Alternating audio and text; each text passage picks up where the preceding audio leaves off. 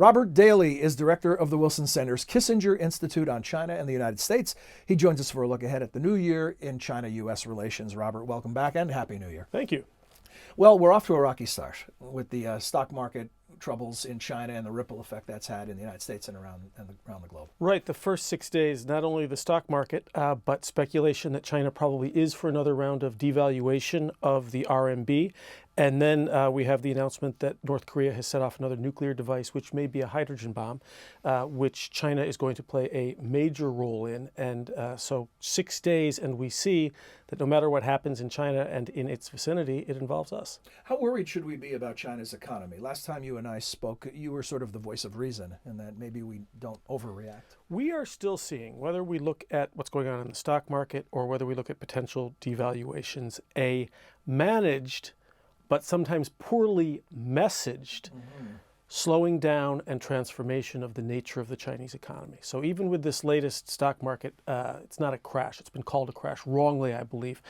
We are still seeing something that is in line with China's announced plans that the American business community, for the most part, agrees with, as do most American economists. China is in for a rough but necessary and probably ultimately healthy transition. You can't keep up the record-breaking growth pace forever. And some countries would die for the growth rate that China still has. That's right. So it's still, the message is still not to panic on these matters. So there's a lot of things coming up, and I'll just go through a list of some things and have you give us some quick analysis. The election in Taiwan, less than 2 weeks away from this taping date. January 16th, and we will almost certainly see the election of the Democratic Progressive Party's candidate, Tsai Ing-wen, who lost the last election. The Democratic Progressive Party grew up in Taiwan after martial law was lifted, advocating for independence.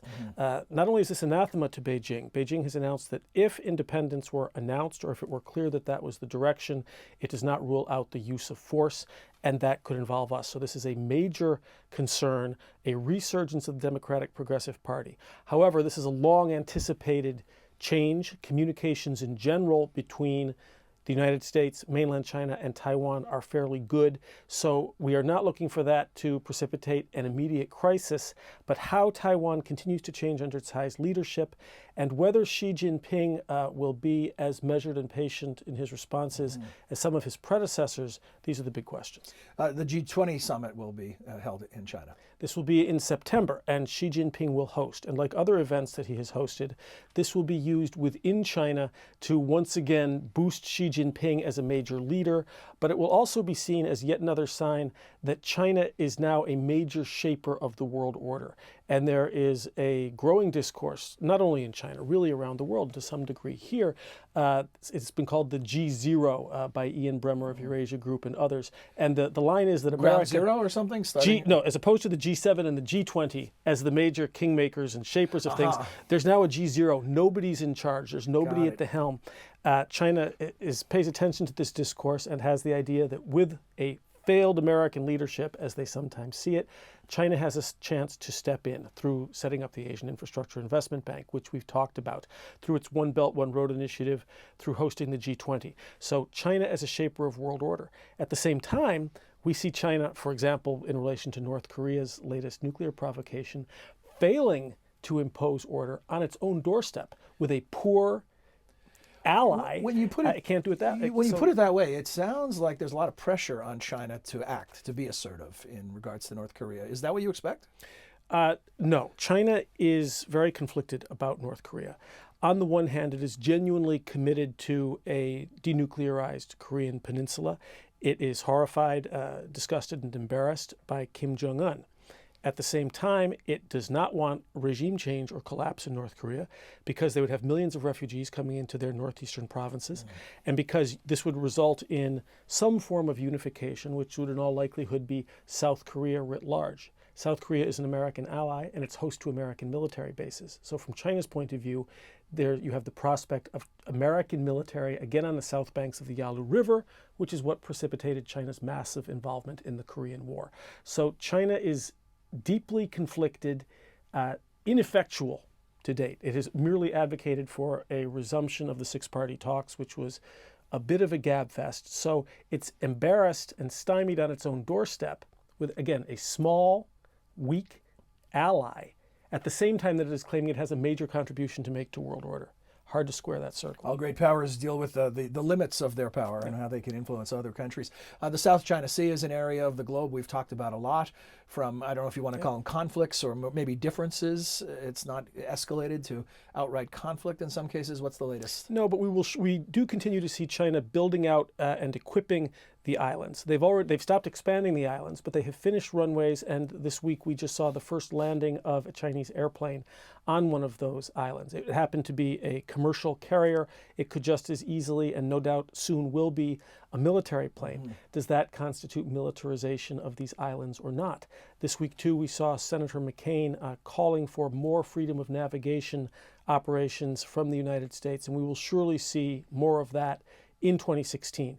Chinese equipping the islands, the United States coming within 12 nautical miles. It varies from case to case. So this is going to be a constant backbeat, stimulant, provocation. A game of chicken at sea. Yes. Yeah. And speaking of perceptions and whether or not this is militarization, another perception is perceptions of each other's countries and that ongoing, President Xi's ongoing crackdown on the flow of information or certain types of information. Now we're in a U.S. election cycle that has been noteworthy for its overheated rhetoric, even beyond what we've seen in past cycles. How does this affect relations? So we saw in 2014 actually was the first year in which a majority of people in the United States and China had a negative perception of the other country at the same time. That Both remains in at the same effect. time. Now we see, again, with Xi's crackdown on human rights, freedom of information, lawyers, creative types, movie directors, writers. He seems to be setting himself up not only as an extraordinarily powerful and controlling leader, but almost as sort of a high priest of Chineseness in a way that the past emperors were. Whatever this may be about domestically, he pays a reputational cost internationally and in the United States. There is a perception largely accurate that this is an increasingly authoritarian regime. At the same time, we pay a reputational cost for some of our campaign rhetoric, which has been heating up. To date, it's come mostly from the Republicans, but I think we can expect to see some from the Democrats, especially as we move into the general election cycle. China is sensitive to parts per million of disrespect, and so over-the-top rhetoric tends to get amplified there, and we pay something of a reputational cost ourselves. I know this is very difficult to answer, and you may not have one, but President Xi, as this high priest of Chineseness, as you put it, interesting way to phrase it, it's colorful, is do you have any sense if this comes from real deep core beliefs that he holds, or is this part of the pressure of maintaining power and keeping everyone in the party happy? Well, this is neither a prophet looking forward to 2016 nor a psychologist looking at Xi. But I think the weight of evidence to date, and I'm trying to keep an open book on this, is that he is genuinely committed and believes this. And again, it's very much in the Chinese leadership tradition, which has always been authoritarian, whether it was the tradition of the emperors or those of Mao Zedong and Deng Xiaoping. And Chinese emperors were always expected to demonstrate the mandate of heaven, to not only be practitioners of the culture, but protectors of the culture. That is part of how you show. This is why it's so important, for example, that Mao Zedong be hailed as a great poet and a great calligrapher. This is why a Han Dynasty emperor left the city gates to greet a bronze vessel being brought into the city. Caring about the culture, practicing it, protecting it, is part of what gives you the right to rule. Final thought, we've set the table for things we'll be talking about for months to come, but just in general terms, are there other things we should be looking at as a China watcher or giving tips to other China watchers? Are there stories or developing situations to monitor? Well, I guess two very broad comments along those lines. First, we tend to talk about U.S. China relations in terms of little issue areas. How are we doing? How do we get out of this or that box? But when we really look at the relationship overall, what is U.S. China relations about?